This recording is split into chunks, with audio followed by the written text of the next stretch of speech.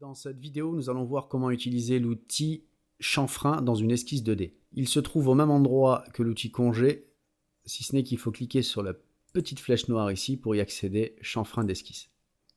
Deux méthodes, angle, distance, distance, distance. On va commencer par la première, angle, distance. Vous allez devoir spécifier une distance de chanfrein. On va mettre par exemple 20 mm. Et l'angle, on va mettre plutôt 30 degrés.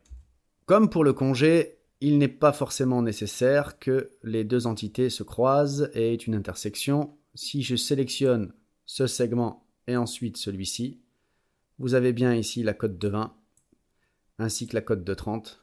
Je peux annuler pour vous montrer que l'ordre a de l'importance. La cote de 20 est ici verticale si j'annule. Si je commence par cette sélection et ensuite celle-là, regardez, la cote de 20 cette fois est horizontale. Donc, quand vous utilisez un chanfrein de type angle-distance, veillez à spécifier les entités dans le bon ordre. Donc l'ordre de sélection des entités va déterminer la position exacte de votre chanfrein.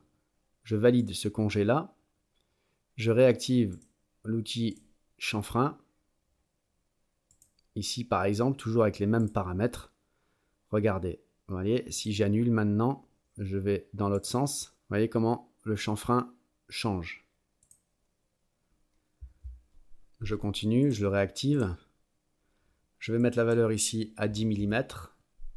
Je vais rester sur un angle distance, je vais mettre 45 comme la plupart des chanfreins que vous aurez à réaliser. Si je clique sur un coin directement, j'ai bien ma cote de 45 degrés ainsi que ma cote de 10. Mais si je mets distance, distance et que j'indique deux fois la même dimension, j'annule celui-là pour le moment, ces deux entités comme ceci, voilà, cette fois j'ai les deux dimensions qui apparaissent, les deux cotes de 10.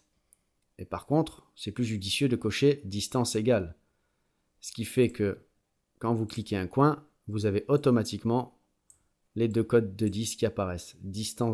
Décocher distance égale est intéressant si vous voulez deux valeurs différentes, comme par exemple ici 15. Voilà donc ce qu'il faut savoir sur l'outil chanfrein dans les esquisses 2D.